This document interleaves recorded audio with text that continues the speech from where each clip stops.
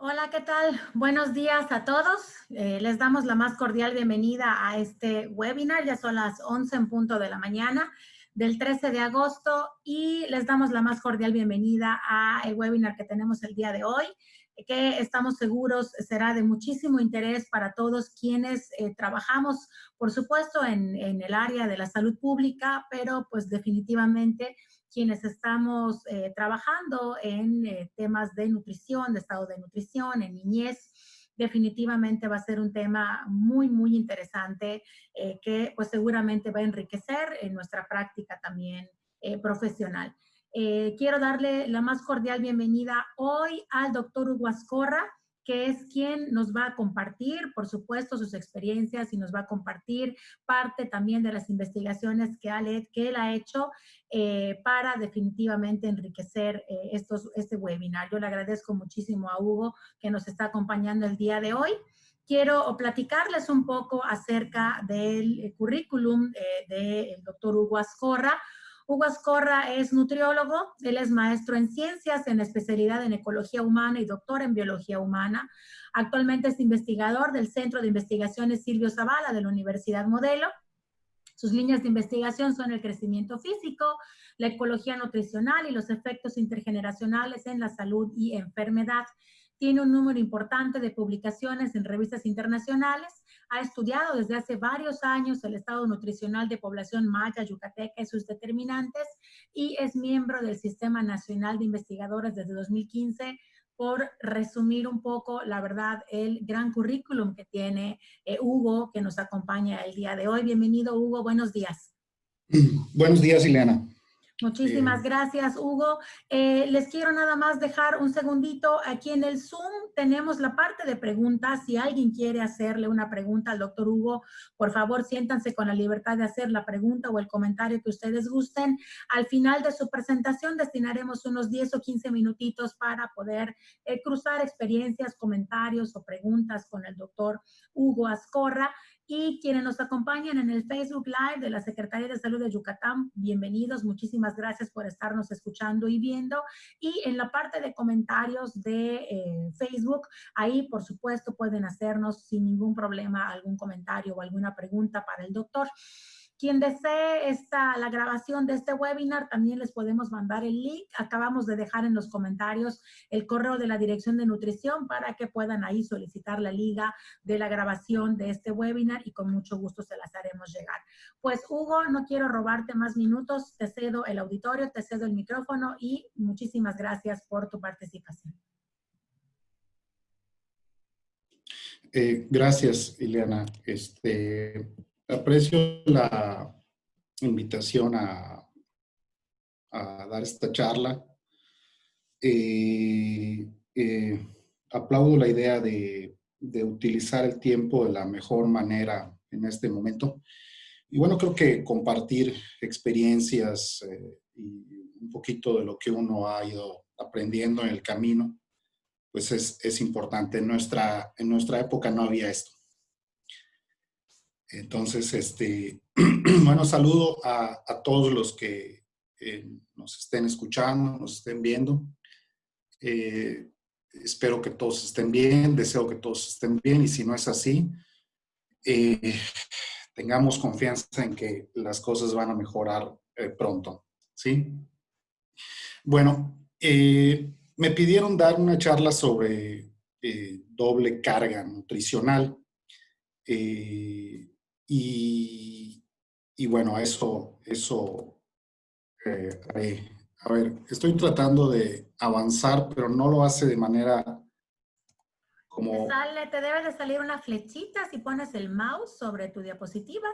Se activan como unas flechitas para que puedas avanzar.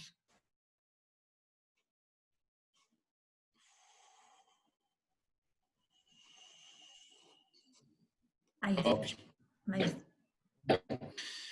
Bien, bueno, básicamente esta charla está dividida en 3 secciones. En la primera vamos a conversar un poco sobre los antecedentes de la doble carga nutricional, que es básicamente mala nutrición y la importancia de de la etapa temprana de la vida en la presencia de la doble carga nutricional, ¿no? Mucho de este apartado, de este primer segmento, pues es información que quizás es disponible para todos, pero creo que conviene retomar un poco de eso. La segunda sección presento algunas definiciones, tipos y criterios sobre doble carga nutricional para quien esté interesado en aplicar, digamos, alguno de estos conceptos con alguna población o con una base de datos, ¿sí? Y la parte final de mi presentación, básicamente doy cifras y factores asociados al fenómeno de la doble carga nutricional en Yucatán, teniendo en cuenta que pues los estudios disponibles hasta la fecha van incrementando cada día, ¿no? Y esperamos que se siga enriqueciendo el conocimiento que se tiene. Bueno, mala nutrición. Algunos textos en español utilizan el término malnutrición, que es un anglicismo de la traducción de malnutrition en inglés. Creo que hay ciertos acuerdos en el grupo de colegas de llamar mala nutrición mejor, ¿no? Que básicamente hace referencia a deficiencias y excesos en la ingesta de uno o más nutrimentos. En sus consecuencias incluye desnutrición y al exceso de peso. Es decir, se tienen estos dos extremos de la mala nutrición. La desnutrición, podemos hablar de un déficit en crecimiento lineal o en talla y en peso, ¿sí? Y pues ya sabemos que el exceso de peso podemos clasificarlo de acuerdo a sus niveles de gravedad en sobrepeso u obesidad. Recientemente se ha incluido a la deficiencia de micronutrientes o micronutrimentos en un espectro de la mala nutrición. Y por otro lado, se ha incluido a las alteraciones de la microbiota también en el otro espectro de la mala nutrición, ¿sí? Bueno, la mala nutrición genera daños a la salud en cualquier edad, pero cuando esta ocurre o se presenta en etapas muy tempranas de la vida, los daños son particulares, como veremos más adelante, perduran a lo largo de la vida y otra mala noticia es de que no solo perduran a lo largo de la vida, sino se propagan a través de manera intergeneracional. A ver, primero entendamos este asunto, retomemos este asunto de las etapas críticas del desarrollo humano. Desde hace algunos años se ha hecho énfasis en los primeros 1000 días de vida de los seres humanos, y esto incluye la formación intrauterina, 9 meses, 37, 39 semanas en promedio, y los primeros 2 años de vida postnatal. ¿Por qué son importantes esta etapa? ¿Por qué es importante? Bueno, durante la etapa intrauterina, como sabemos, hay una formación de tejidos y órganos que son metabólicamente relevantes a lo largo de la vida. Hay un moldeado de la composición corporal. El número de adipocitos se establece en buena medida durante la etapa intrauterina. Y por otro lado, hay establecimiento de ejes hormonales, particularmente aquellos relacionados con la regulación del apetito, que estará presente en etapa postnatal. Por supuesto, hay conformación de la variabilidad epigenética desde el momento de la concepción, ¿sí? Y que ocurre, digamos, una serie de procesos de reseteo, permítame la expresión en inglés, o de relavado de la variabilidad epigenética, pero mucha de ella perdura a lo largo de la vida. Por otro lado, inicia una conformación del perfil de microbiota, particularmente durante el nacimiento. Y vamos a ver más adelante que es muy importante, digamos, si el tipo de nacimiento. Si los nacimientos ocurren a través de cesárea, bueno, puede ocurrir la ruta de maduración del perfil de microbiota toma un rumbo, ¿sí? Ahora, de manera específica, durante la concepción, desde la concepción, los seres de nuestra especie somos altamente sensibles a diversos factores. Por un lado está el asunto de la historia nutricional materna, que es un concepto poco analizado en contexto nutricional, ¿sí? Y la historia nutricional materna hace referencia a las condiciones de formación y crecimiento de la madre desde su formación, desde su propia formación intrauterina y su crecimiento postnatal. Eso conforma la historia nutricional materna de cada uno de nosotros. Por otro lado, la etapa intrauterina es sensible al estado nutricional actual de la madre, durante el embarazo, por supuesto. Es relevante la ganancia de peso, es relevante la dieta de la mujer durante el embarazo y, por supuesto, es relevante la presencia de algunas anormalidades como la preeclampsia o la eclampsia y la diabetes gestacional. Bueno, durante los primeros 2 años de vida postnatal, ¿qué es lo que ocurre? Todos sabemos que hay un crecimiento en talla acelerado. Esa aceleración pues viene desde la etapa intrauterina, pero aún los primeros 2 años de vida el crecimiento en talla es acelerado. Hay una hipertrofia de adipocitos, es decir, básicamente crecimiento en el tamaño de los adipocitos. Y visto desde una manera mucho más ecológica, inicia la conformación de gustos y preferencias alimentarias, hay una exposición a patógenos, hay una exposición al ambiente alimentario de los cuidadores, y eso es muy importante. Durante la etapa postnatal hay elementos claves, particularmente la lactancia, la alimentación complementaria y la lactación.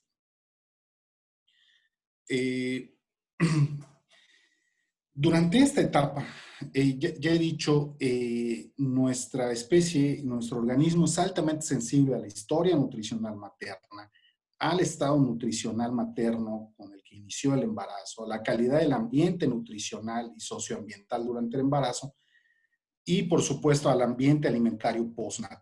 De tal manera que lo que nosotros observamos, analizamos, estudiamos a través de técnicas antropométricas o de composición corporal durante buena parte del crecimiento, es resultado de la interacción de estos 4 factores. Y es una interacción bastante compleja porque además entra en juego el material genético y epigenético del organismo. Por otro lado, es importante decir que somos sensibles tanto al déficit nutricional como al exceso nutricional. Los factores que están presentes en esta etapa tienen un efecto a largo plazo en el perfil de enfermedad, de salud de enfermedad que se observa durante la juventud, durante la adultez y durante la vejez. Y por supuesto las enfermedades crónicas presentes en esta etapa, ¿sí? Algo que es muy, muy importante desde el punto de vista de la acción es que esta etapa representan ventanas de oportunidad para actuar para los padres y para el personal de salud. ¿Por qué son ventanas de oportunidad? Porque lo que se haga bien durante esta etapa va a tener repercusiones positivas. Y la presencia de factores adversos durante esta etapa tendrán repercusiones. De tal manera que si hay una etapa en la que podemos actuar, ¿sí? De tal manera que si hay una etapa en la que las políticas públicas de salud pueden actuar, es durante esta etapa, ¿sí? Específicamente en términos de crecimiento y de composición corporal, los primeros 1000 días son fundamentales en crecimiento lineal, ¿sí? Ustedes conocerán a Mercedes de Onis. Mercedes de Onis es una empleada de la Organización Mundial de la Salud y ha trabajado muchísimo en el desarrollo de estándares y referencias de crecimiento. Ya tiene un paper muy interesante en donde estiman que aproximadamente 15% de la desnutrición crónica en la población es atribuible a las condiciones que vivieron las personas en la etapa intrauterina, ¿sí? Después de los primeros 2 años de vida, pues podemos hacer relativamente poco para resarcir los daños en desnutrición crónica previa. Y esto viene de resultados de revisiones sistemáticas, ¿sí? en donde se ha analizado la recuperación en talla, por ejemplo, en poblaciones que vivieron desnutrición durante los primeros 2 años de vida. Y la mala noticia es que se puede recuperar muy poco después de los 2 años. Es decir, todas las acciones que se puedan llevar a cabo después de los 2 años de vida para resarcir la desnutrición tendrán un efecto limitado. Eso no significa que no se tengan que hacer cosas. Sí, se tienen que hacer cosas. Pero hay que tener en cuenta esto. En este esquema, de este lado hay un término que dice canalización. La canalización hace referencia a un proceso en el que un carácter fenotípico de un organismo, particularmente la talla, al llegar a esa etapa, empieza a responder mucho más a las características genéticas de la población y no a las condiciones ambientales. ¿Sí? Es decir, que lo que ocurre durante esta etapa, durante la formación intrauterina en los primeros 2 años de vida, es lo más importante que se puede hacer en términos de crecimiento lineal. ¿Sí? Por lo contrario, la etapa postnatal tiene una mayor influencia en la composición corporal a lo largo de la vida. Eso no significa que la etapa intrauterina no sea relevante en términos de composición corporal de lo que observamos en etapa postnatal y durante la juventud y adultez. Sabemos bien de procesos de inducción fenotípica, ¿sí? Que pueden alterar la composición. Pero la ganancia de peso ocurrida en los primeros 2 años de vida, particularmente en los primeros meses de vida, son extremadamente relevantes en la conformación de la composición corporal de largo plazo.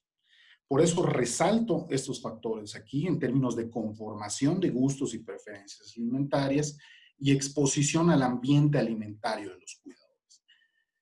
El ambiente alimentario de los cuidadores del bebé y las decisiones que toman los cuidadores en términos de alimentación son muy, muy relevantes en términos de la ganancia de peso y por lo tanto la composición corporal y finalmente en la carga de enfermedad por obesidad. Esa es la razón por la que los elementos claves puestos en este esquema son la lactancia, alimentación complementaria, ¿sí? Y la lactación. Bueno, en este momento ya nos surge una pregunta que es relevante y es si la desnutrición presente en esta etapa de alta vulnerabilidad predispone a las personas a una elevada adiposidad en etapas posteriores. Y voy a reservar la respuesta para esta pregunta hacia el final de la charla, porque no es una pregunta sencilla de responder. Bueno, una vez teniendo en cuenta la presencia de estas etapas de elevada vulnerabilidad, podemos definir qué es doble carga nutricional. A lo largo de mi charla voy a utilizar la abreviatura DCN para referirme a doble carga nutricional. En general, la doble carga nutricional se define como la coexistencia de algún tipo de desnutrición, ¿sí? Cualquiera, y el exceso de peso. Y esta puede estudiarse o encontrarse en un mismo individuo, en una familia, en un hogar, en una díada madre-hijo o a nivel de comunidad, ¿sí? En la literatura científica anglosajona, la doble carga nutricional puede identificarse con los siguientes términos, de tal manera que si ustedes quieren hacer una búsqueda bibliográfica sobre el tema, pueden utilizar esta terminología y van a encontrar un número cada vez mayor de publicaciones relacionadas con el tema. ¿Por qué se llama doble carga nutricional? Bueno, es muy sencillo, porque los riesgos, la desnutrición y el exceso de peso de manera independiente imponen riesgos para la salud y el bienestar de las personas. En presencia de doble carga, esos riesgos están duplicados, ¿sí? Es decir, la salud y el bienestar del individuo, de la familia, de la díada madre, hijo o de la comunidad están duplicados al estar presentes los dos. Por ejemplo, sabemos que, y no estoy haciendo una lista exhaustiva de las consecuencias de cada uno de estos factores, pero sabemos que la desnutrición está asociada a una mayor mortalidad por enfermedades infecciosas cuando ocurre en los primeros meses de vida, está asociada a un desarrollo cognitivo poco óptimo, está asociada a un menor éxito reproductivo, está asociada a un menor éxito educativo, ¿sí? Y por otro lado, sabemos que el exceso de peso está asociado a una gama de enfermedades cardiometabólicas, que ustedes seguro saben mejor que yo, está asociada a daño articular, a cáncer, en las niñas a una menor edad de maduración, particularmente edad de menarquía, y finalmente el exceso de peso está asociado a una menor productividad, en términos laborales y de ingreso. Por lo tanto, la doble carga nutricional impone estos dos riesgos en cada escenario, en el escenario individual, en el escenario familiar y en el escenario de población. Por eso se llama así. Probablemente el primer paper que hizo referencia a la doble carga nutricional es uno publicado por Adrian Sen en una población de Perú en la década de los 70s. Y Adrian Sen señala, nuestras observaciones sugieren que el desarrollo pobre en talla inicia muy temprano en la infancia, pero ocurre lo opuesto para el peso, ¿sí? La mayoría de los niños que actualmente vemos lucen chaparritos y gorditos, ¿sí? Este fue probablemente uno de los primeros papers que hacen referencia al tema. La primera década de este siglo es importante porque se publican los primeros estudios nacionales, los estudios mucho más completos sobre doble carga nutricional. Y los principales autores en este sentido está Colin Dog, está Barry Popkin, que todos conocemos por su contribución al tema de la transición nutricional, está Linda Dair y muchos otros. De tal manera que quien esté interesado en el tema y deba hacer una búsqueda, debe tener en cuenta que la primera década de este siglo es cuando aparecen los primeros artículos y, por supuesto, ahora siguen apareciendo, ¿sí? Porque el fenómeno, como veremos más adelante, se puede estudiar a distintas escalas geográficas, ¿sí? Se pueden utilizar distintos criterios, distintas técnicas para evaluar el estado nutricional de la población y pues uno a veces se sorprende viendo autores que intentan construir nuevas combinaciones de estado nutricional entre desnutrición y obesidad. Bueno, empecemos con la doble carga a nivel individual, que es la más grave de todas. Hace referencia a la coexistencia de desnutrición crónica, talla baja, ¿sí? Y sobrepeso u obesidad en una misma persona. Podemos estudiarlos tanto en niños como en adultos, ¿sí? La mayoría de los estudios disponibles epidemiológicos se centran en niños, aunque podemos estudiarlos en adultos. Algunos estudios relativamente más recientes han analizado la combinación de anemia y exceso de peso en niños, que es relativamente común en países como Latinoamérica. La proporción de niños con doble carga nutricional afortunadamente es baja en la mayoría de los países. Y eso se debe a diversos factores de índole socioeconómico y cultural.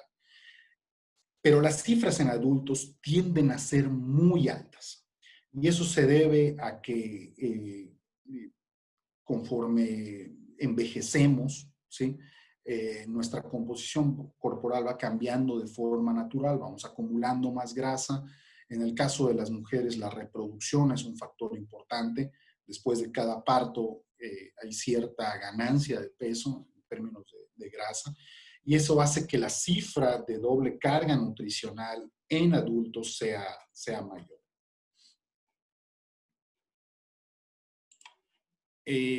¿Cómo sabemos si un individuo o una población tiene doble carga nutricional? Bueno, todo depende de la referencia de crecimiento o estándar de crecimiento que utilicemos. La Organización Mundial de la Salud tiene estándares de crecimiento, como sabemos, para niños menores de 5 años y referencias de crecimiento para niños mayores de 5 años.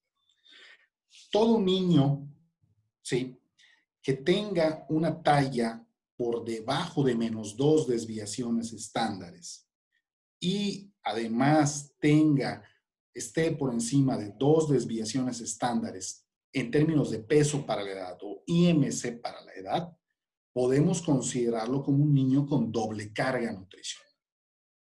¿Sí? Si utilizamos las referencias de crecimiento de la NSHS o la CDC, ellos utilizan percentiles. De tal manera que si un niño está por debajo del percentil 5 y además está por encima del percentil 85 de peso para la talla o IMC para la edad, es un niño con doble carga nutricional. He puesto aquí a la IOTF, pero la IOTF no tiene referencias de crecimiento para talla, ¿sí? Solo tiene para índice de masa corporal. Y yo lo que sugiero no es utilizar una referencia para talla y otra referencia para IMC o para peso. Utilizar una sola referencia para ambos parámetros. En el caso de los adultos es un poco más sencillo. Los puntos de corte para talla son relativamente arbitrarios. Hay cierto consenso en la literatura de que toda mujer por debajo de 150 centímetros u hombre por debajo de 160 centímetros puede considerarse como talla baja. Esos puntos de corte en centímetros se han establecido porque son muy cercanos al percentil 5, ¿sí?, para una población en crecimiento, a los 18 años de edad, ¿sí? Y si una mujer mide menos de 150 centímetros y tiene un índice de masa corporal por encima de 25 kilogramos sobre metro cuadrado, puede considerarse con doble carga nutricional. Es un punto de corte muy estricto, ¿sí? Por eso vamos a ver un poco más adelante que las cifras en adultos son muy altas. Y la verdad es que no hay un consenso en términos de decir esto sí es doble carga nutricional y esto no es doble carga nutricional en términos de los puntos de corte. Es decir, yo podría definir para mi estudio que toda mujer que esté por debajo de 150 centímetros y tenga un índice de masa corporal de mayor a 30, pues tiene doble carga nutricional, siempre y cuando yo sea claro, ¿sí?, en mi definición y de los argumentos necesarios, será válido. Ahora, la doble carga nutricional en el hogar o la familia ocurre cuando en un mismo individuo, hogar o familia, ¿sí?, una o más personas muestran algún tipo de desnutrición y una o más presentan exceso de peso. Esto da pie a una serie de combinaciones posibles, ¿sí? De todas estas que yo muestro en esta diapositiva, quisiera yo resaltar la tercera, que es madre con exceso de peso e hijo con talla baja. La mayoría de los estudios que tienen como objetivo analizar la doble carga nutricional en el hogar se centran en esta combinación, ¿sí? Y esta es probablemente la más relevante en Yucatán, ¿sí? Es decir, una mamá que tiene exceso de peso, que típicamente es analizado a través del índice de masa corporal y tiene un hijo con talla baja, ¿sí? De tal manera que si nosotros tenemos a una mujer con un índice de masa corporal por encima de 25 y su hijo, ¿sí?, a cualquier edad tiene una talla por debajo de 2 desviaciones estándares, podemos considerar que hay doble carga nutricional en la díada madre-hijo, ¿sí?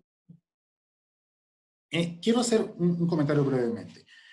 A lo largo de mi presentación, en términos de desnutrición, me voy a centrar en talla porque el problema de emaciación o peso bajo para la edad en Yucatán es insignificante, ¿sí?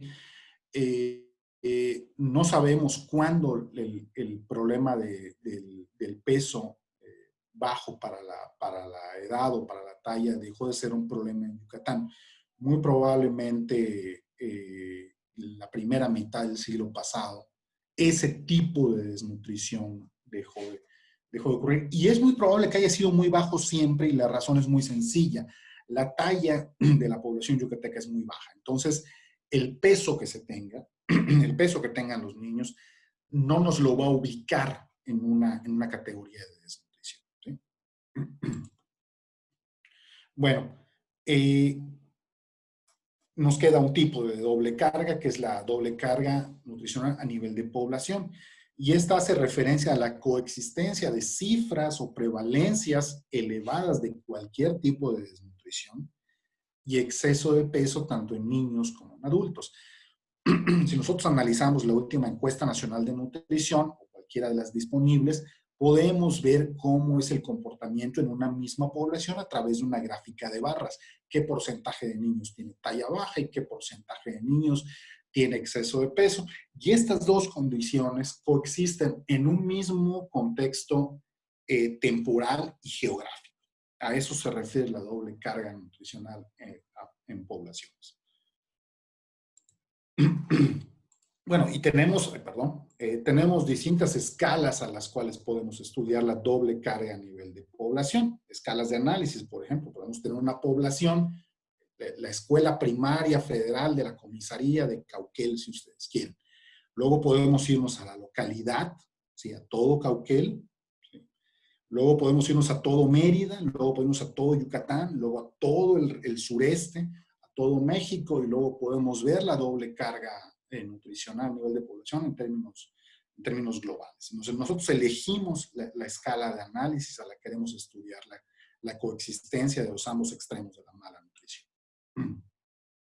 Y en Yucatán, bueno, en los últimos años, yo y mi equipo de trabajo, mis colegas, hemos publicado algunos artículos directa o indirectamente relacionados con el tema, ¿sí?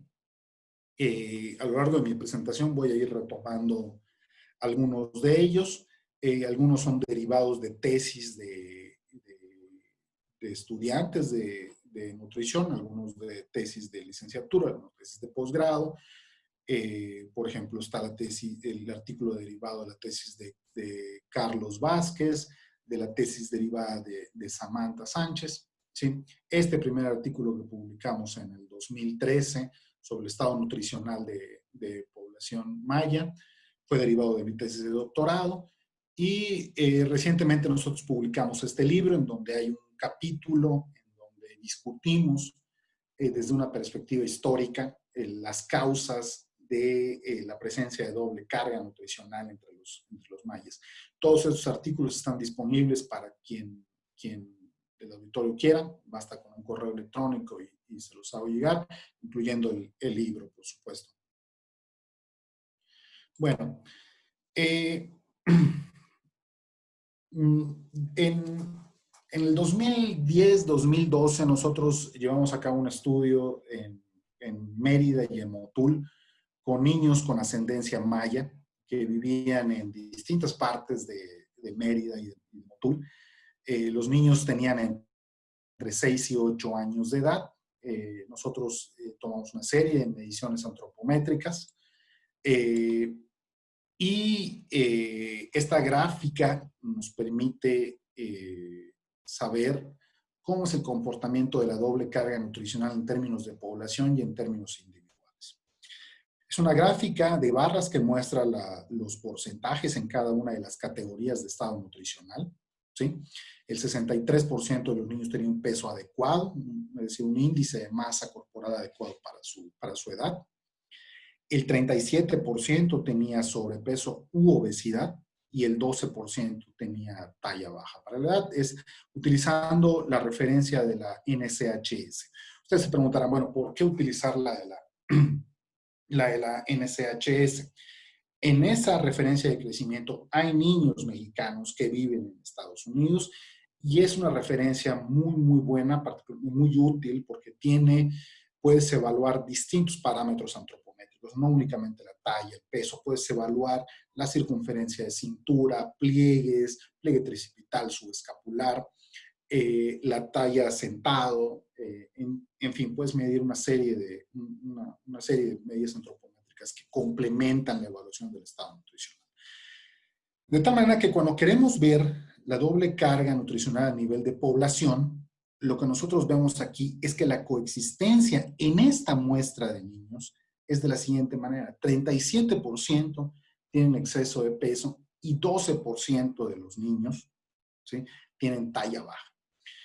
Afortunadamente, solo en el 1% coexiste la talla baja y el sobrepeso o la obesidad. Es exactamente un niño, ¿sí? Afortunadamente, ¿sí? Ahora, esta gráfica nos muestra un panorama muy, muy general. Y yo quisiera mostrar esta gráfica que parece un poco compleja, pero en realidad no lo es, para explicar cómo se distribuye el exceso de peso en los niños a lo largo de la distribución de la talla de estos. En el eje de las X nosotros ponemos las desviaciones estándares, el puntaje Z para la talla, y en el eje de las Y tenemos los porcentajes de los niños, ¿sí? Esta línea verde representa la media de la población de referencia, ¿sí? Aquí tenemos la media de los niños yucatecos, menos 0.58 desviaciones estándares. Es la manera de leerlo. Y este es el punto de corte para talla baja de acuerdo a esta referencia. Es un poquito menos de 2 desviaciones estándares. Es decir, todos los niños que están de este lado, del lado izquierdo de la línea roja, son niños que tienen talla baja, ¿sí?, o desnutrición crónica. Bueno,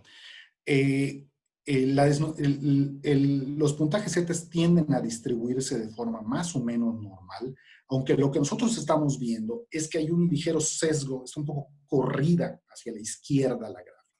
Y eso se debe a que en general hay cierto déficit en crecimiento, ¿sí? Si la media fuera exactamente, para niños yucatecos, fuera 0, si estuviera acá, estaríamos exactamente igual a los niños con los que estuviéramos comparando.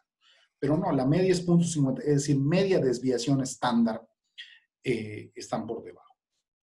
Lo que yo hice es, por un lado, poner los porcentajes de niños con exceso de peso en cada una de las desviaciones estándares.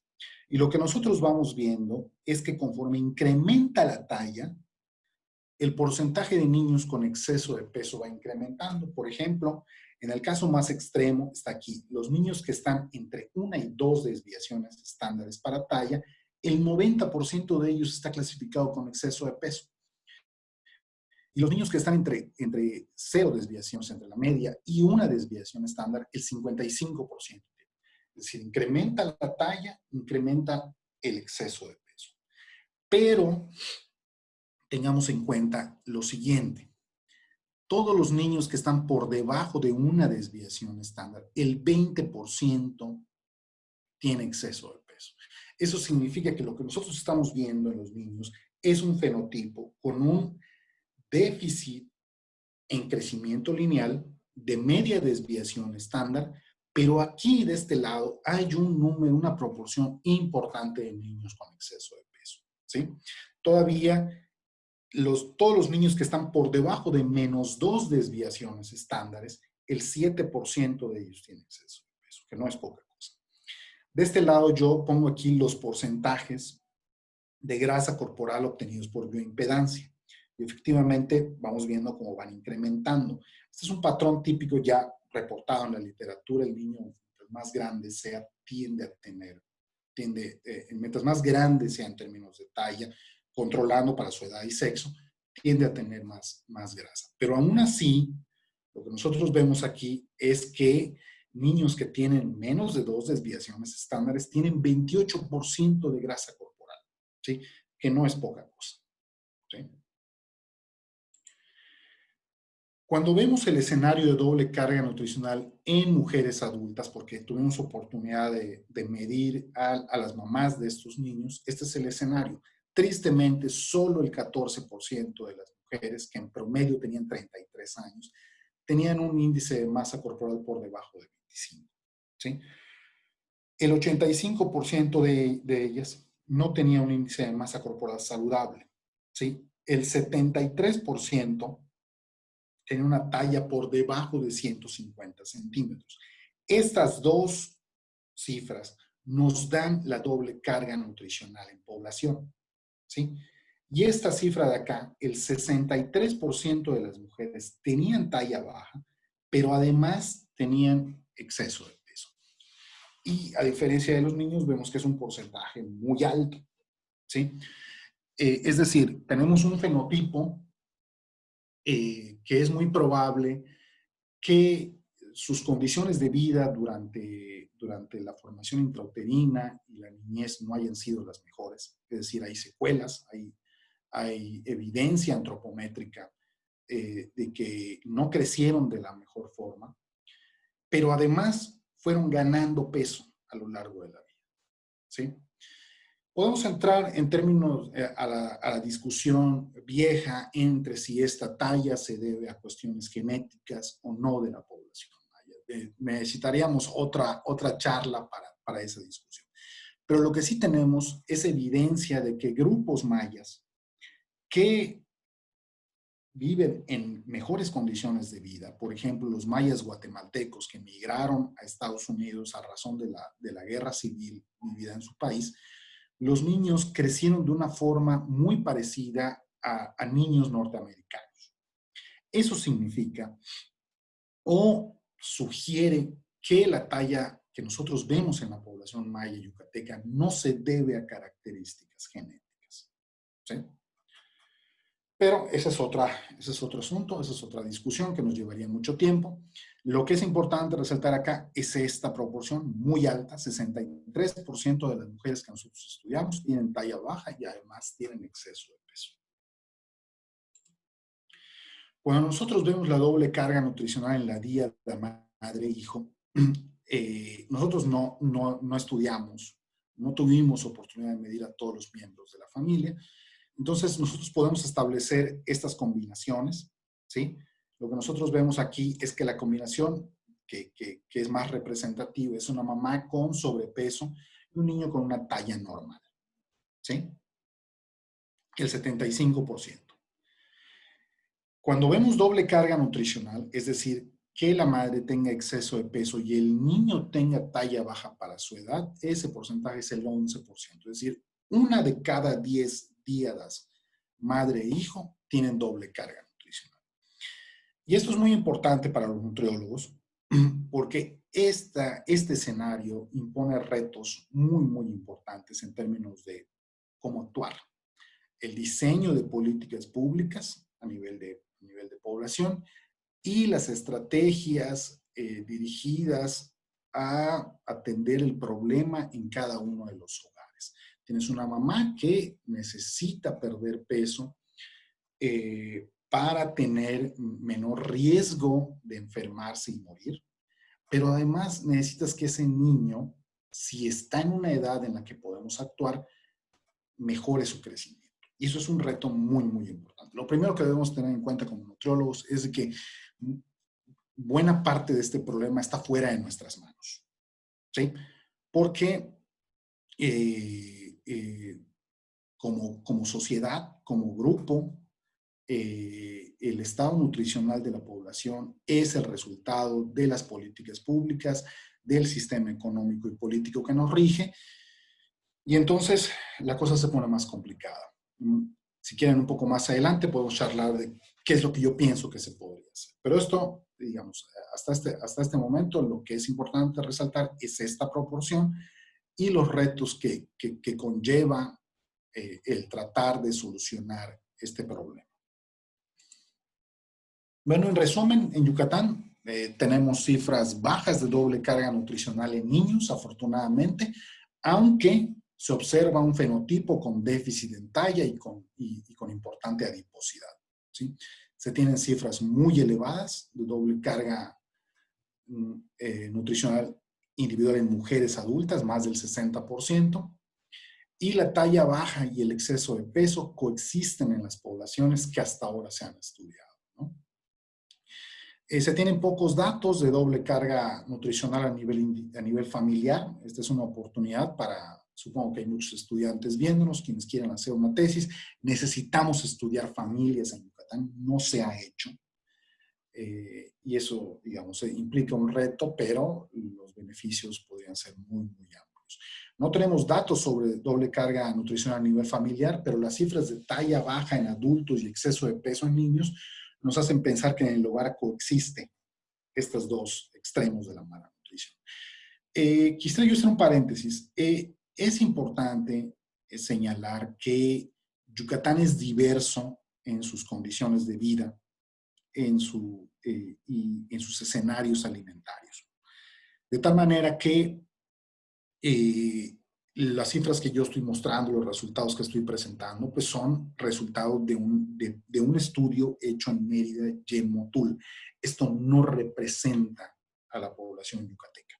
Habrá regiones, habrá comisarías, habrá municipios, habrá localidades en donde es muy posible que las cifras de desnutrición crónica en niños sean muy altas, ¿sí?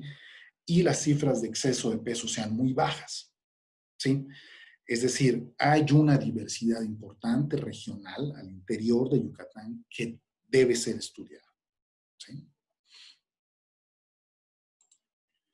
Bueno, ¿cómo explicamos, cómo explicamos la doble carga nutricional en Yucatán? Lo primero que tenemos que entender es que la desnutrición crónica en población infantil en Yucatán ha sido un problema histórico. Y era un problema muy, muy grave, mucho más grave de lo que es ahora hasta hace pocas décadas. Retomo el trabajo de Rivera Domarco y su equipo de trabajo, publicado en Salud Pública en el 2013, en donde analizan los cambios en términos de desnutrición crónica en un cuarto de siglo. Si nosotros vemos en la región sur, en esta gráfica tenemos contexto urbano y contexto rural, básicamente determinado por el número de habitantes, y hay diferencias importantes. Si nosotros nos vamos en ambos contextos hay una reducción significativa de la talla baja. Eso se debe a diversos factores que vamos a discutir un poco más adelante. Pero cuando vemos el contexto rural, hay una disminución, pero las cifras son mucho más altas, ¿sí? Es decir, que hasta la mitad del siglo pasado, es muy probable que el 50% de la población de niños yucatecos presentaran talla baja para la edad. ¿Sí? Esa es una cifra muy, muy alta. Y es muy probable que esas cifras hayan sido más grandes, más altas en poblaciones rurales aisladas. ¿Sí? Es decir, sí, la desnutrición crónica ha ido disminuyendo, pero en regiones como Yucatán, pero todavía es un problema aún no solucionado, ¿sí? Cuando nosotros comparamos a población indígena con no indígena, las diferencias son abismales, casi del doble, ¿sí? Ha habido una disminución en ambos grupos de población, pero la población indígena aún muestra cifras muy, muy altas de desnutrición crónica y eso se debe básicamente a condiciones de vida. Estas cifras de desnutrición han tenido repercusiones, tienen una repercusión muy alta en el fenotipo del maya yucateco. Esta es una gráfica que nosotros próximamente vamos a publicar en un capítulo de un libro, en donde registramos las tallas promedio de mujeres mayas yucatecas, ¿sí? Desde finales del siglo XIX.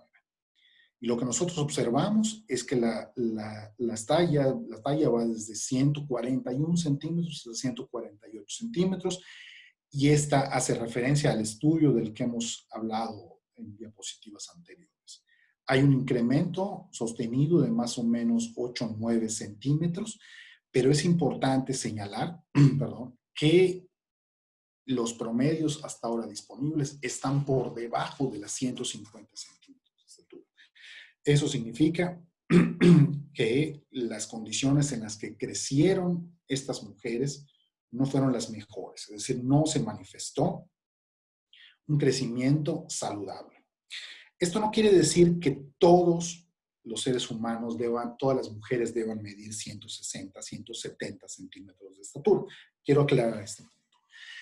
Toda talla baja observada en un contexto socioeconómico adverso es resultado de condiciones adversas y por lo tanto es desnutrición. Toda talla baja observada en un contexto no adverso, es decir, donde las condiciones nutricionales y psicosociales a las que está expuesta el grupo no son adversas, probablemente es resultado de la propia variabilidad genética de nuestra especie o de las características genéticas de los padres. Pero todos sabemos que históricamente el grupo maya yucateco ha vivido en condiciones históricas de pobreza, ¿sí? Por lo tanto, estas tallas son resultado de condiciones adversas.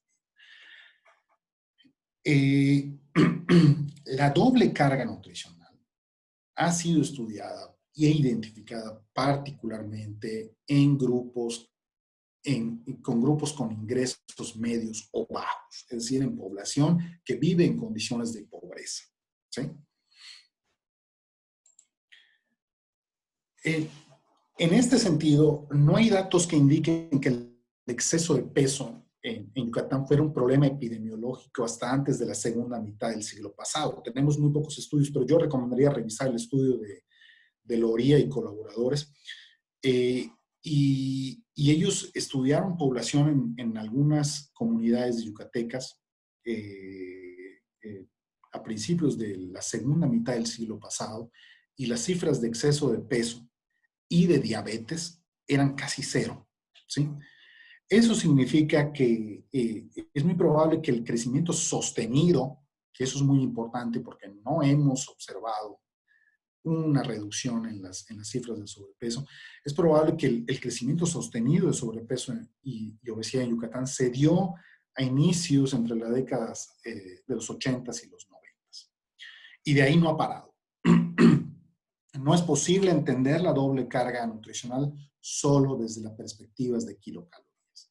Es necesario tener una visión histórica y de ecología humana de las poblaciones.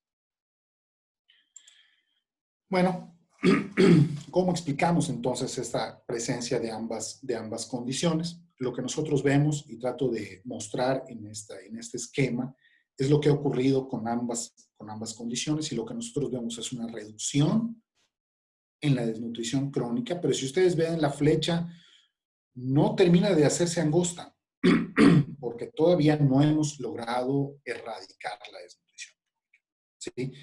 Pero se ha disminuido sustancialmente. ¿A qué se debe? Bueno, básicamente a una reducción en los niveles de pobreza y principalmente o particularmente a una disminución en la carga de enfermedades infecciosas. Y esto tiene que ver con la dotación de servicios de salud en comunidades vulnerables, es decir, la presencia de unidades de salud, los programas de acceso de vacunación, ¿sí? Los programas de dotación de infraestructura, de pisos, de concreto. Pensamos que eso ha tenido que ver en la reducción de la desnutrición crónica. Pero ¿qué ha tenido que ver con el exceso del sobrepeso y la obesidad? Bueno, son muchos factores y son factores que están interrelacionados. En el caso particular de Yucatán, necesariamente tenemos que tener en cuenta la pérdida y la transformación de la milpa, es decir, del sistema alimentario que era el eje de vida, no solo alimentario, sino sociocultural de la población. Es decir, ha habido una reducción en el espacio destinado a la milpa, y además la milpa se ha transformado. Entre la década de los 70s y los 80s, la milpa empezó a transformarse, pasó de ser, o parte de ella pasó de ser de un sistema de autoconsumo a un sistema de venta, a un sistema de comercio, ¿sí? Y eso sí que tuvo un impacto importante también en la economía de las personas y por lo tanto en su perfil nutricional. Había una reducción en el tamaño de la familia a razón de políticas de gobierno. La migración rural urbana desde la década de los 70, por ejemplo, El municipio de Mérida ha crecido sostenido y de manera brutal, es decir, ha habido una movilización migratoria de tipo permanente y de tipo pendular hacia los principales centros urbanos de Yucatán. Eso se debe a varias cosas, pero entre ellas la misma pérdida de la milpa, ¿sí? Que se debe en parte también a la pérdida de la calidad del suelo, pero también a la poca inversión del gobierno para mantener la milpa.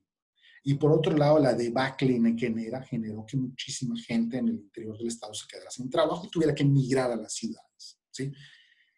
El desarrollo de la actividad turística, particularmente en la franja que nos hace vecinos con Quintana Roo, y eso es importante porque el desarrollo de la actividad turística, y hay evidencia de eso, dotó de infraestructura carretera a muchas comunidades, y entonces las comunidades se llenaron de tienditas, ¿sí?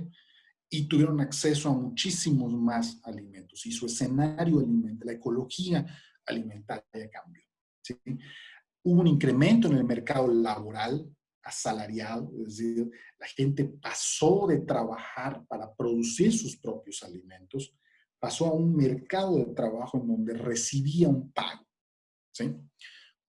Ya, bueno, mucho más de manera global. Estos primeros puntos son muy específicos para Yucatán, pero la globalización es un fenómeno que ha afectado a todo el mundo.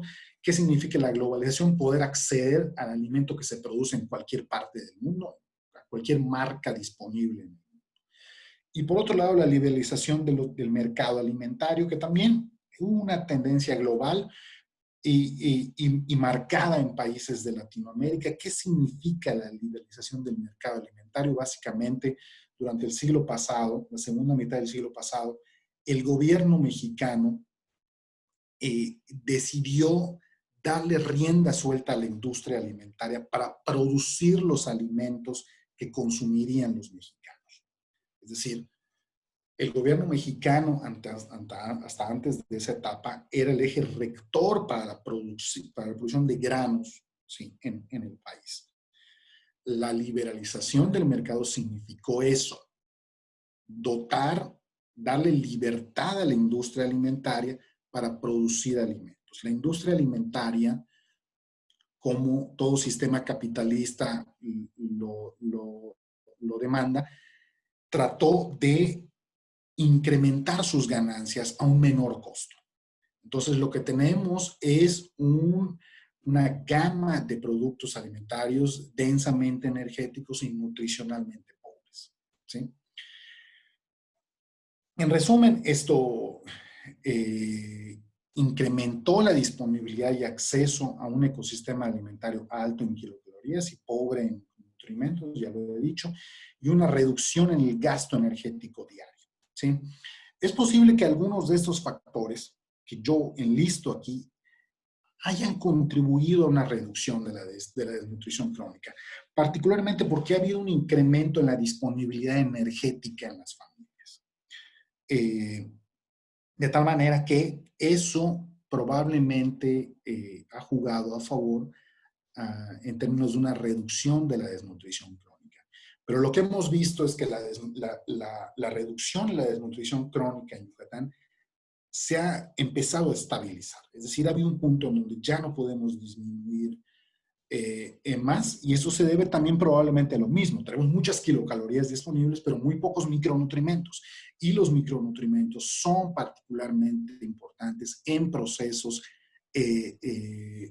digamos, de crecimiento lineal, ¿sí? Bueno, tenemos malas noticias. Además, aparte, seguimos.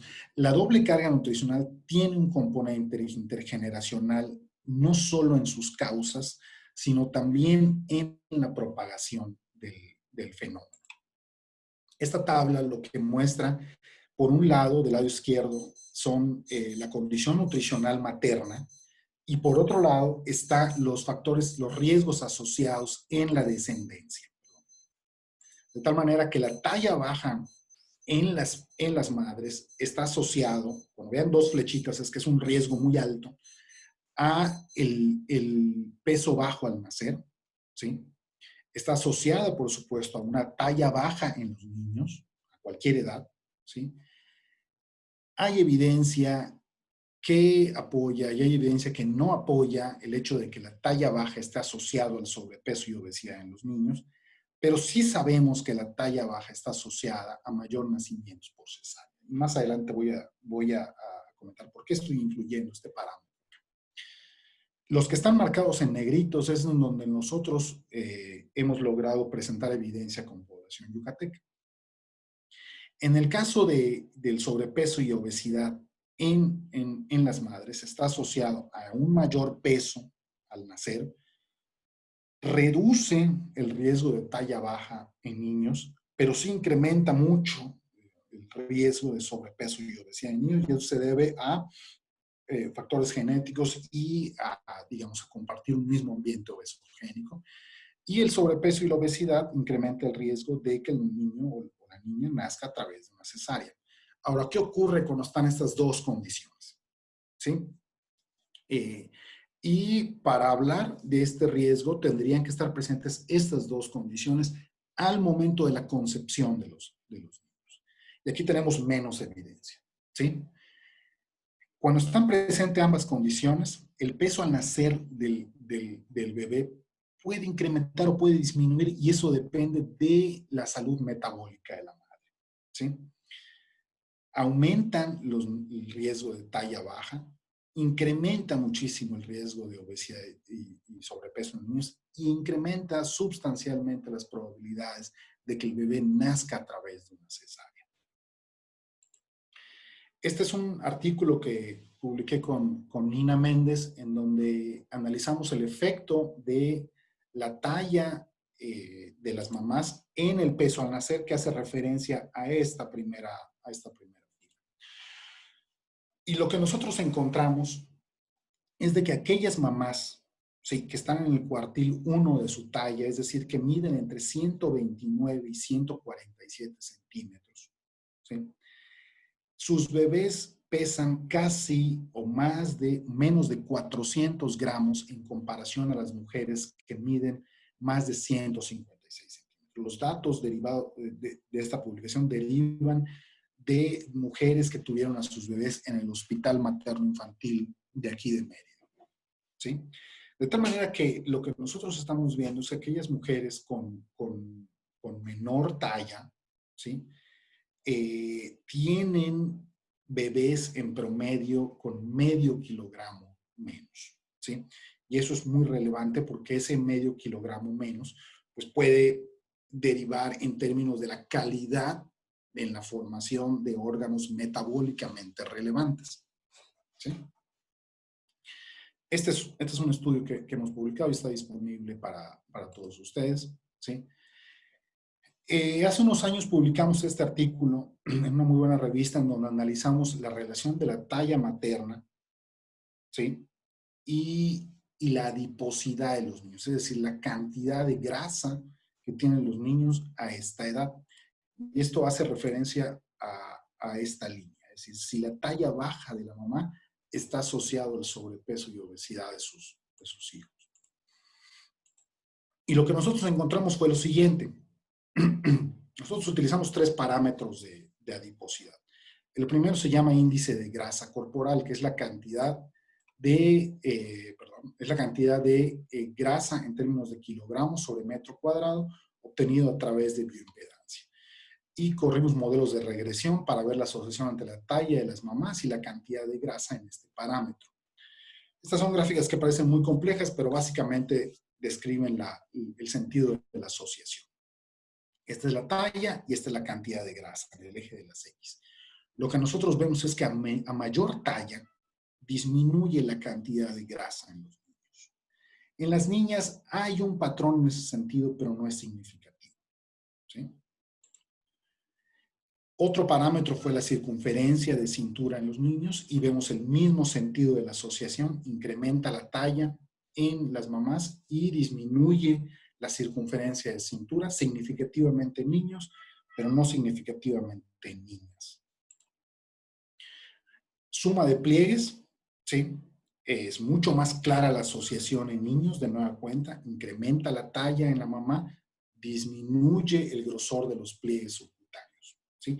es significativo en niños y no es significativa en niños. Es decir, lo que encontramos en este estudio es que la historia nutricional materna, medida a través de la talla de las mamás, ¿sí?, tiene repercusiones en la composición corporal.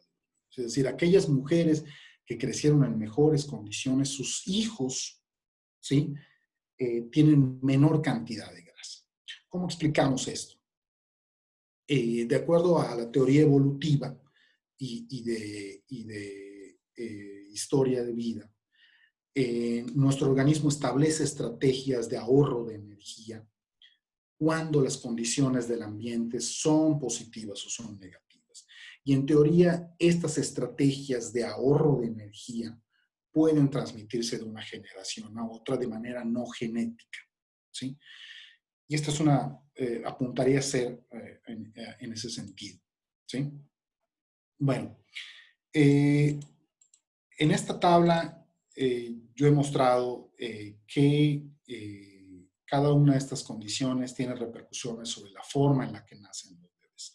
Y lo que nosotros vemos aquí es que en presencia de talla baja y sobrepeso en la mamá, las probabilidades de que el niño, el bebé o la bebé nazca a través de una cesárea son muy altas, ¿sí?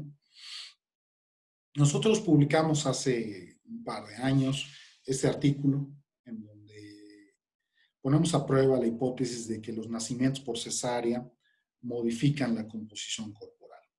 Vamos un poquito hacia atrás. ¿A qué se debe esto? Cuando los bebés nacen y atraviesan el canal del parto, ocurre la principal y la colonización inicial del tracto digestivo de los bebés, ¿sí? Es decir, bacterias benéficas que están en el canal del parto son pasadas hacia los bebés, ¿sí?, a través de una vía oral o la nariz, ¿sí? Esas bacterias colonizan inicialmente el tracto digestivo, particularmente el intestino delgado y el intestino grueso de los bebés, y esas bacterias son benéficas, ¿sí? Cuando los bebés no nacen por una vía vaginal y son sacados a través de un procedimiento quirúrgico, el bebé no es expuesto a ese perfil microbiano y es colonizado por bacterias que están presentes en el ambiente, ¿sí? Particularmente en las manos de quienes atienden el parto, en las bacterias que están presentes en el ambiente en el que nació el niño, ¿sí? ¿Cuál es la diferencia? Bueno, estas bacterias que colonizan el intestino de los bebés cuando nacen a través de cesáreas tienen una capacidad exagerada de extraer energía de los alimentos, ¿sí? Y eso permitiría plantear la hipótesis de que los niños que nacen a través por cesáreas tienen mayor riesgo de acumular tejido adiposo en exceso. Y lo que nosotros queríamos con ese estudio es probar esa hipótesis. Y lo que nosotros encontramos fue lo mismo, pero únicamente en niñas. Es decir, aquellas niñas que nacieron a través de procedimientos quirúrgicos. No sabemos si esos procedimientos quirúrgicos fueron planeados o no planeados, fueron emergentes o no emergentes, pero lo que sí identificamos es que las niñas que nacieron a través de cesáreas tuvieron valores más altos de índice de grasa corporal, de circunferencia de cintura, ¿sí?, y de suma de pliegues.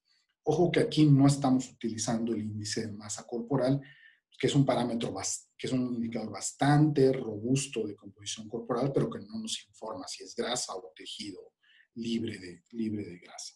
No observamos esa asociación en los varones y pensamos que solo ocurre en niñas debido, digamos, a una interacción específica entre el sistema inmune y la microbiota. ¿Cuál es el agente que explica esta asociación? Es el perfil de microbiota de las niñas que nacen a través por cesárea. De tal manera que si nosotros tenemos un fenotipo materno con talla baja, independientemente del peso, aumentan las probabilidades del nacimiento por cesárea. Porque hay un canal del parto más reducido, ¿sí? La talla está asociada, significa estadísticamente, a las medidas óseas de la cadera de la mujer. si tenemos una mujer con exceso de peso, aumentan las probabilidades de nacimientos por cesárea, ¿sí? Y hay una serie de factores relacionados con esta asociación. Pero si tenemos las dos condiciones, ¿sí? Las probabilidades de nacimientos por cesárea son mucho más altas, ¿sí? Y la historia no para ahí. Acabamos de publicar un artículo, yo y Nina Méndez, en donde vemos el riesgo de nacimientos por cesáreas, ¿sí? Que fueron ocurridos o que ocurrieron debido a un proceso, un fenómeno que se llama disproporción cefalopélvica. ¿Qué es la disproporción cefalopélvica? Es un bebé muy grande, con una cabeza grande, es un bebé grande, para un canal del parto relativamente pequeño, ¿sí? Es decir, y lo que encontramos en ese artículo que está ya en prensa, es que si tenemos una mamá bajita que ganó peso, ganó mucho peso durante el embarazo, o que ya había iniciado el embarazo con sobrepeso y obesidad, ¿sí? Y un bebé grande, van a haber muchas probabilidades de que el niño nazca por cesárea. Y pueden explicarse a través de disproporción cefalopélvica. Ahí no hay de otra. Hay que salvar la vida de la madre y del bebé y hay que hacer una intervención quirúrgica. Pero el origen de estos factores son nutricionales y por lo tanto condiciones de vida. En este mismo sentido, tenemos una mamá que inicia el embarazo con exceso de peso, tenemos muchas probabilidades de que sea un bebé grande, ¿sí? Entonces hay una serie de factores que empujan, ¿sí? Y que ejercen una presión fisiológica que el niño no pueda atravesar el canal del parto, ¿sí? Y ya sabemos cuáles son ahora las consecuencias de tener nacimientos a través de cesárea. Tristemente, en Yucatán, el 50% de los nacimientos ocurren a través de cesáreas. Es una cifra muy alta, pero no podíamos esperar, quizás no podríamos esperar menos por las características fenotípicas de la población. Y es muy probable que en algunas instituciones de salud privadas ese porcentaje de nacimientos por cesárea se dispare a un 60 o un 70%. ¿Sí? Entonces ahí hay un factor muy, muy importante, determinante de doble carga nutricional. ¿Sí? Quedó pendiente esta pregunta, si la desnutrición temprana tiene riesgos o desarrolla riesgos para sobrepeso y obesidad en la adultez. Bueno, es una pregunta muy, muy compleja. Se requieren estudios longitudinales en poblaciones con historia larga de pobreza y que además experimenten transición nutricional, ¿sí? Y además es importante identificar cuándo ocurrió la desnutrición, en etapa intrauterina o en etapa postnatal. ¿Cuándo y cómo evaluamos el sobrepeso en la juventud o adultez? Si intentamos evaluar el sobrepeso con índice de masa corporal, sabemos que tenemos una limitante. Hasta ahora se tienen resultados contradictorios.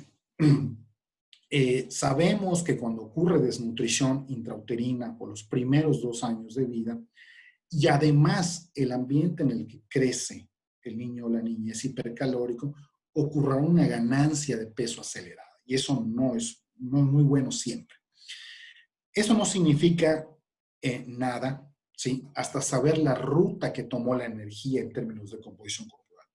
Cuando ocurre desnutrición crónica y luego las condiciones ambientales mejoran, ocurren procesos compensatorios, ¿sí? En el que la energía y nutrimentos son utilizados de manera rápida, pero esos nutrimentos o energía pueden dirigirse hacia masa grasa, que no sería buena noticia, o hacia masa libre de grasa, que sería, digamos, para compensar formación de órganos metabólicamente relevantes o para tallas. Si es así, esas son buenas noticias, ¿sí? Hay algunos estudios, la mayoría de ellos hechos en Brasil, que muestran que niños con desnutrición crónica muestran un uso preferencial de hidratos de carbono versus grasas en el gasto metabólico. Presentan una menor tasa metabólica basal, presentan menor saciedad en ingesta en vida postnatal y además algunos estudios muestran que tienen mayores niveles de cortisol. Estos serían algunos de los factores fisiológicos que permitirían establecer la asociación entre desnutrición crónica, temprana y exceso de peso en la adultez. Pero estos estudios han sido tremendamente difíciles de replicar y los resultados no son consistentes. Es decir, estudios similares hechos en África no muestran resultados en ese sentido. Lo que muestran es que aquellos niños que presentaban desnutrición crónica en etapa temprana de la vida tienden a compensar esa pérdida de fijación de proteínas en términos de masa libre de grasas. ¿Sí? Nosotros mandamos un trabajo hace poco a esta revista en donde analizamos la asociación entre el peso al nacer y la composición corporal. El peso al nacer es un parámetro muy, muy general, muy crudo de las condiciones de crecimiento en etapa intrauterina. Lo que nosotros encontramos fue que el peso al nacer está asociado positivamente tanto con masa grasa como con masa libre de grasa a esta edad únicamente, ¿sí? Pero esta asociación puede cambiar, el sentido de la asociación puede cambiar a lo largo de las distintas etapas de la vida.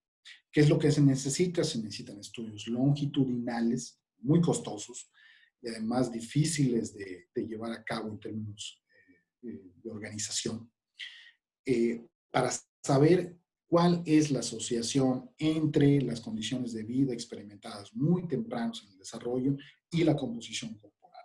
¿Sí? Se requieren mucho más estudios para saber eso. Hay algunos estudios clásicos, por ejemplo, los estudios derivados de la catástrofe ocurrida en la Segunda Guerra Mundial. Durante la Segunda Guerra Mundial, los nazis, una estrategia para ir ganando terreno fue ir cortando el suministro de alimentos a zonas que querían invadir. Y una de ellas fue Holanda.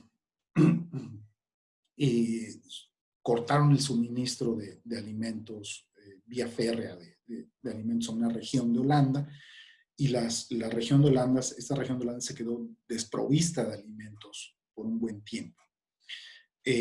Obviamente había mujeres embarazadas en esa población holandesa,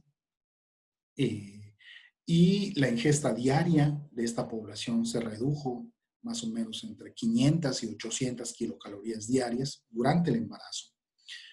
Y afortunadamente, afortunadamente para la ciencia y desafortunadamente para la población, porque las guerras son una verdadera catástrofe, se obtuvo el registro de el peso al nacer y el crecimiento de los hijos de las mujeres embarazadas que experimentaron desnutrición. Y lo que se observó es que los hijos de estas mujeres cuya dieta se restringió sustancialmente mostraron un riesgo de presentar obesidad, hipertensión y diabetes durante la adultez. ¿Sí? Afortunadamente no tenemos mucho más escenarios donde poner a prueba estas hipótesis. Los estudios disponibles en donde evalúan la calidad de la dieta durante el embarazo y el peso al nacer de los bebés son poco informativos en ese sentido porque no muestran los niveles de restricción calórica que mostraron esa población. En general, la mayoría de las poblaciones del mundo tiene una ingesta energética suficiente. Y lo que se ha visto es que el impacto de esa ingesta dietética sobre el peso al nacer de los bebés, el impacto es muy, muy, muy poquito, ¿no? Si nosotros queremos mejorar el peso al nacer o mejorar la composición corporal al nacer en una población, tenemos que trabajar necesariamente en mejorar el estado nutricional de las niñas, ¿sí? Antes de llegar a la madurez, particularmente de los primeros 2 años de vida, mejorar su estado nutricional, mejorar su estatus de crecimiento y obtendremos resultados positivos en las generaciones subsecuentes. ¿Sí? Y bueno, ya para finalizar, sabemos que hemos dicho que la doble carga nutricional conlleva riesgos para la salud y además el bienestar de la población con efectos de largo plazo y además con propagación intergeneracional. En Yucatán coexiste la talla baja y el exceso de peso, principalmente en adultos y a nivel de población. La doble carga nutricional impone retos para todo el personal de salud, pero particularmente para los nutriólogos, en el diseño de las estrategias para mejorar el estado nutricional de la población. Y en términos de acciones, se requiere una visión de largo plazo que contemple la reducción de cifras de pobreza y generar ambientes alimentarios mucho más saludables. Yo recomiendo la lectura de estos dos artículos. La revista Lancet sacó el año pasado un número especial para doble carga, ¿sí? Y yo recomiendo estos dos artículos, quien quiera meterse a mayor profundidad en el tema. El primer autor de uno de ellos, ustedes lo conocen bien, es Barry Popkin, y el otro autor es un autor, es brillante, Jonathan Wells, en términos del análisis de los orígenes tempranos de la salud y enfermedad. Estos estudios están disponibles en la web, se pueden descargar los PDFs. Y esto sería todo.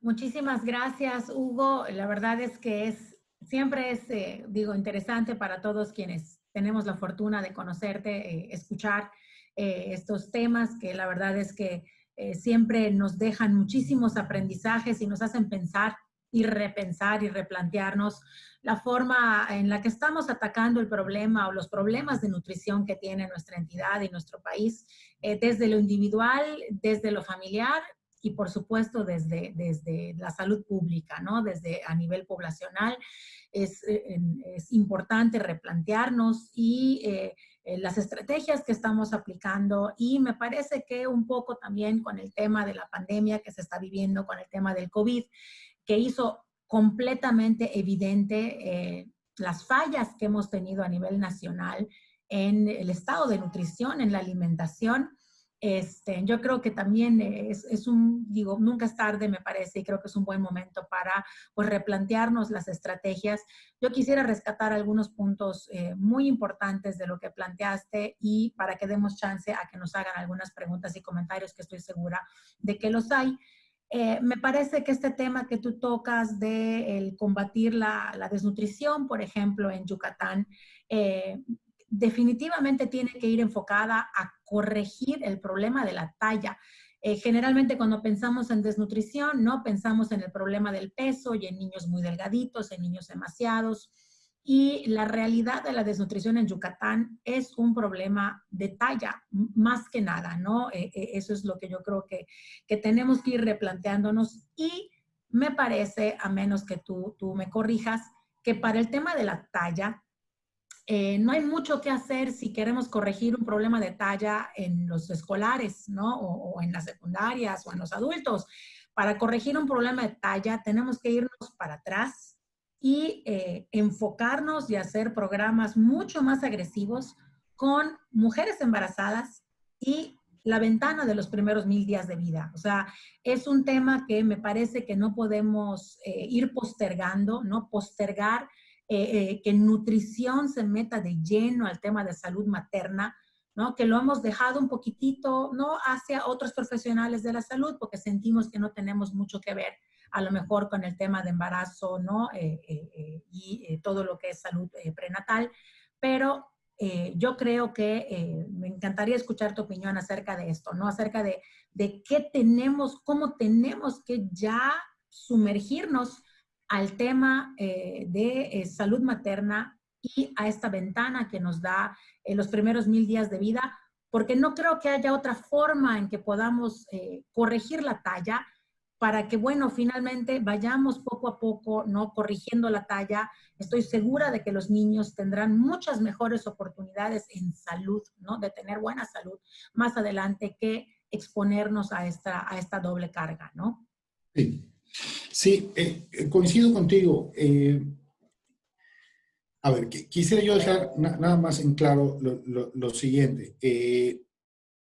Hay algunos estudios que indican cierta recuperación durante la adolescencia, Ujú. pero son muy poquitos. Y la mayoría de los estudios, el tamaño del efecto, del impacto que tienen los factores en los primeros 1000 días de vida es muy, muy grande en comparación a lo que se puede recuperar en la adolescencia.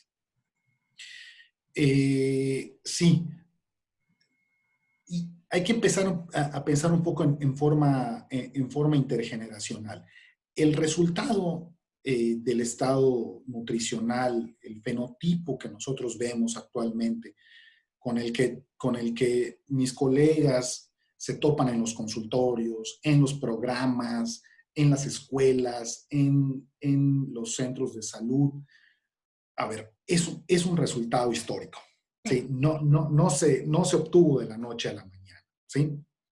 Y nosotros hemos publicado trabajos en donde las condiciones de vida de las abuelas tienen un impacto en la talla de los niños, de sus nietos. Eh, es muy probable que la talla sea un rasgo fenotípico que podamos recuperar con relativa rapidez. ¿Sí? Si nosotros convencemos, ¿sí? Y convencemos al Estado mexicano de que para mejorar el estado nutricional y disminuir la desnutrición en el país, tenemos que tener una visión de largo plazo. Yo creo que ese es el paso más importante. ¿Sí? Ya sabemos qué es lo que hay que hacer. O sea, ya sabemos que los niños se tienen que enfermar poco, ¿sí? Tienen que estar expuestos a menos patógenos. Ya sabemos que tenemos que transformar el escenario alimentario, disminuir la carga del ambiente obesogénico. Es decir, eso sabemos cómo, ¿sí? En donde estamos atorados es en esta visión de invierto en los primeros 1000 días, porque sé que los bebés de estas niñas van a tener mejor salud y van a poder construir un mejor país. ¿Sí? Creo que ahí es en donde andamos atorados. Y no es cosa sencilla, no es cosa sencilla, pero yo creo que en la medida, hasta hace poco tiempo, Ileana, lo notamos en este estado, ¿sí? Sí. No había nutriólogos trabajando. Eh, los muchachas recién egresadas no tienen idea de esto, pero hasta hace poco tiempo que tú y yo consiguiéramos trabajo en un hospital era impensable, ¿sí? Ahora ha ocurrido, ¿sí? Ahora lo que sigue es poner de manifiesto esto, ¿sí? Decir, a ver, gente, necesitamos corregir, digamos, el estado nutricional de la población si queremos que en las siguientes 5, 6, 7 décadas nuestras cifras de diabetes, de hipertensión disminuyan, ¿sí?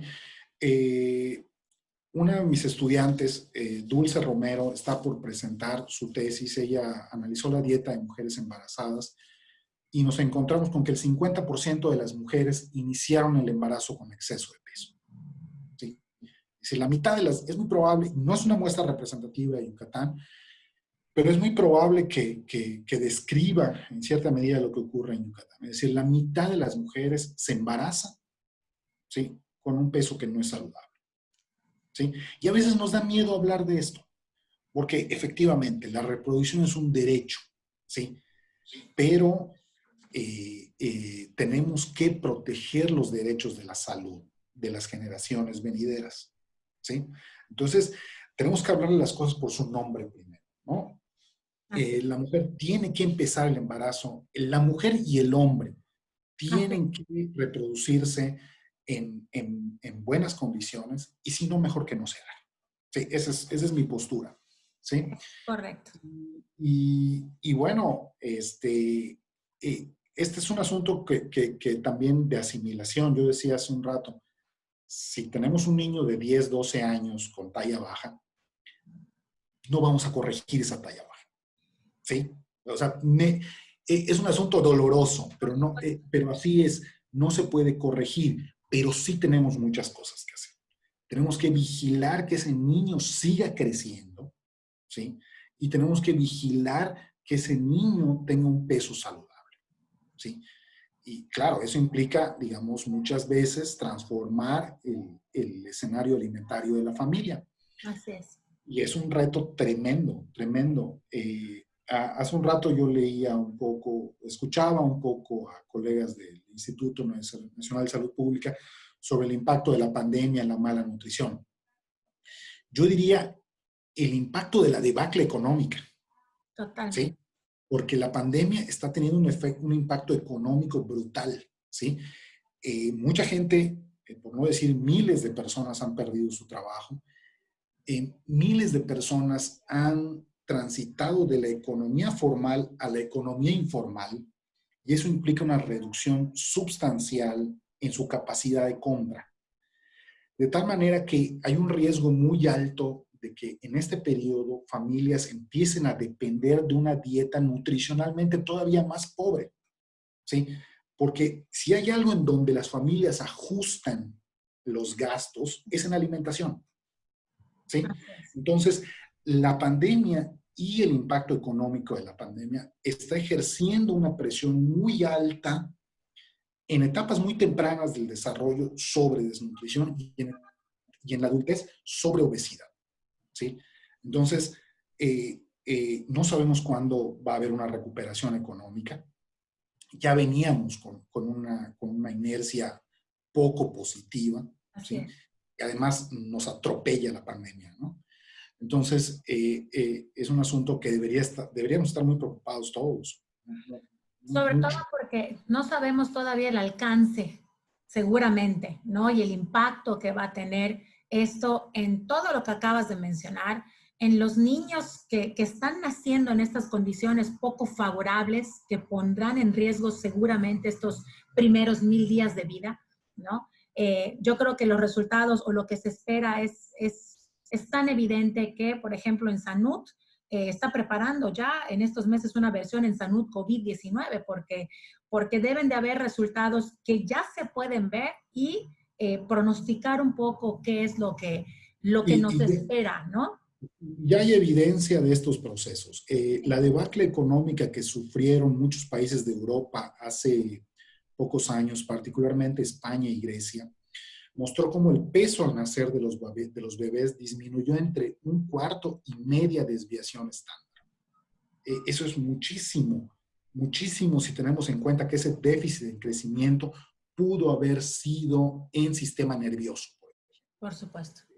Uy. Entonces, debemos estar muy preocupados todos en ese sentido. Muy preocupados y esperemos mejor preparados también, Hugo, ¿no? Mejor preparados, no querer tapar un poco ahí el sol con un dedo y pretender que esta nueva normalidad que nos trajo COVID no implica también una nueva preparación, un nuevo panorama para el que tenemos que estar preparados, porque sin duda habrán muchísimas cosas que tendremos que cambiar, nuevos escenarios sobre los cuales también trabajar, nuevas maneras también de comunicarnos con la gente y ser mucho más inteligentes al momento de escoger intervenciones nutricionales cuando evidentemente seguramente los presupuestos y seguramente la solvencia para poder ejecutar muchos programas va a ser cada vez más limitada. Entonces, ser muy, muy inteligentes en hacia dónde dirigir los esfuerzos para lo que finalmente ya veníamos arrastrando y nos va a dejar esto, ¿no? El tiempo, con el tiempo van a ir saliendo publicaciones en donde lo que vamos a ir viendo es que si nuestro país no tuviera un estado biológico tan deteriorado, la pandemia no nos estuviera costando mucho en términos de muertes. Sí. Es muy probable que eso sea así. Si nuestro país no tuviera esa carga de enfermedad debida a desnutrición y a exceso de peso, probablemente no estuviéramos contando tantos miles de muertes. Así es. Hugo, te quiero hacer ahí 2 o 3 comentarios para no robarte más tiempo que tenemos de la gente que nos está acompañando. Nos pregunta el doctor Rogerio Grajales, saludos, él nos está viendo desde Valladolid con todo su equipo. Nos dice el doctor, sin duda en este tema de doble carga nutricional hay muchos factores a considerar, como los que menciona el doctor Hugo. Dice, me gustaría saber su opinión respecto al tipo de intervención nutricional, sobre todo en los primeros 1000 días de vida, en el binomio madre-hijo y más aún cuando sabemos que los primeros 6 meses de vida del bebé son fundamentales para su desarrollo. Dice, ¿es suficiente los complementos o suplementos que se están manejando actualmente para los binomios? Sí, bueno, emitiré mi opinión bajo el siguiente supuesto. Yo soy nutriólogo, pero nunca he dado una consulta en mi vida. ¿Okay? Entonces, mi opinión es basada en los datos que yo observo y que he recabado. Si tenemos doble carga nutricional en la díada, es decir, tenemos un niño que tiene un déficit en talla o en peso, que es muy poco común en Yucatán, ¿sí? Pensemos tratando de no inventar cosas nuevas. Ese niño tiene que ser amamantado, ¿sí? Y si no puede ser amamantado, entonces y ese niño tiene que pasar por un proceso de ablactación lo más saludable posible. ¿Sí? Tenemos que instruir a la mamá en ese sentido. Lo primordial es que el niño sea amamantado. Ayudemos a las mujeres a amamantar. No les digamos, tiene que darle chuchú a su hijo. Eso no ayuda en nada. No. ¿Sí? Tenemos que ayudarle a la mujer, ¿sí? Generar los espacios propicios, ¿sí? En esas condiciones, el niño tiene que ser amamantado más de 6 meses, ¿sí? Evitar, yo pensaría, hasta donde sea posible, leche de fórmula, ¿sí? Y conseguir una lactación lo más saludable posible. Y ahí los nutriólogos tienen amplio y vasto terreno, ¿sí? De dónde. Entonces, son elementos lógicos, son elementos lo más sencillos. No pensemos que si tenemos doble carga con un niño de 10, 12 años vamos a corregir la talla. No la vamos a corregir, pero ese niño tiene que seguir creciendo, ¿sí? Tenemos que hacer todo lo posible por que las prácticas de higiene en casa sean las más óptimas, ¿sí? Si el niño es un bebé, si es menor de 2 años, tiene que ser amamantado, más de 6 meses, 1 año, 2 años. Hay que conseguir un patrón de ablactación adecuado y hacer hasta donde podamos para que el ambiente alimentario en casa dependa lo menos posible de alimentos densamente energéticos y pobremente nutricionales. Eso es lo que podemos hacer. No, si tenemos un niño con un déficit en peso o en talla, ya sabemos que ese niño no necesita una sobrecarga de energía y de proteínas. Así es. Cometimos ese error en el país hace varias décadas. Pensamos que la desnutrición se solucionaba si nuestros cálculos energéticos o nutricionales eran mayores y que se iba a corregir. No, eso no corrige, y no solo no corrige, incrementamos el riesgo del otro extremo de la mala nutrición. Así es. ¿Sí? Definitivamente. No sé si eso ayuda un poco a los colegas de Por supuesto. Valladolid.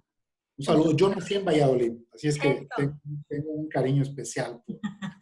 Mira, aquí nos hacen otra pregunta también, la doctora Susana Ramírez. Dice la doctora, ¿qué propone?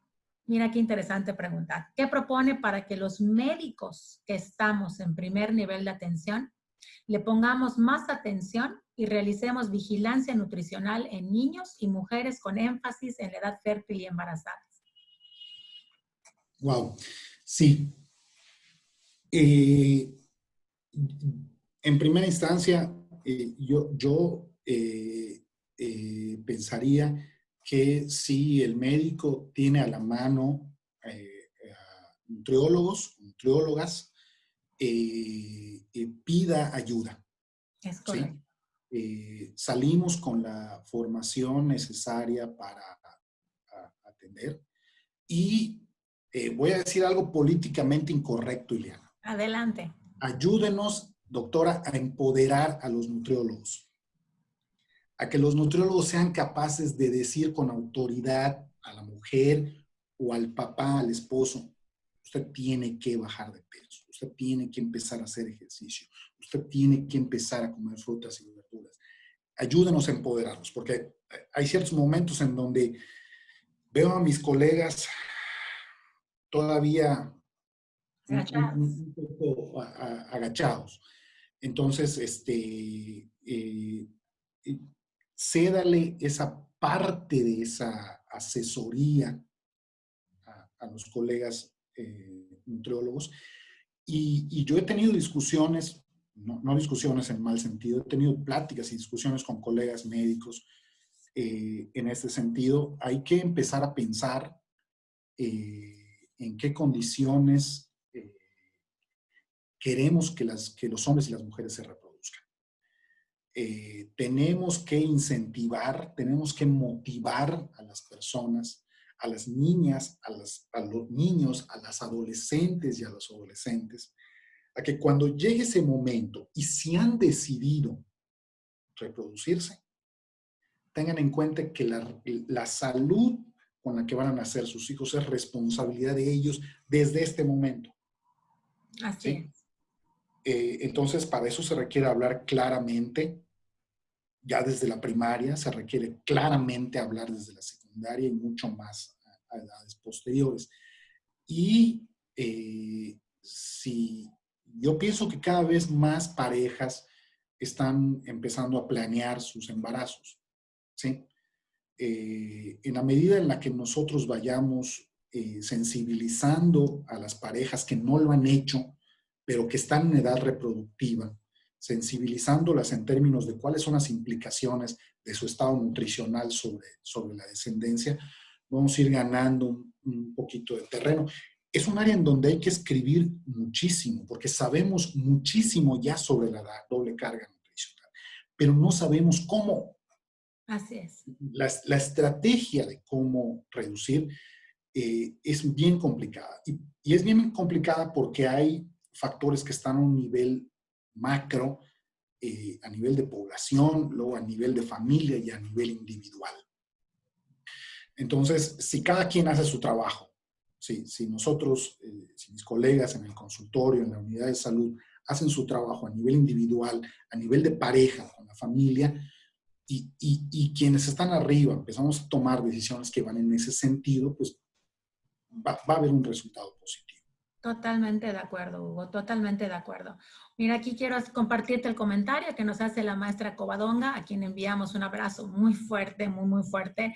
Dice la maestra Covadonga que nos está viendo, dice, muy interesante charla, como siempre, Hugo. Dice, yo creo que se hace muy patente la necesidad de que el nutriólogo intervenga en políticas públicas y también es muy relevante el cuidado de las niñas en etapa preadolescente para que inicien su etapa reproductiva con un buen estado de nutrición y evitar que cursen el embarazo en mejores condiciones de salud y nutrición, que creo que refuerza perfectamente bien lo que acabas de compartirnos, ¿no? Y yo le mando un abrazo afectuoso a Cova.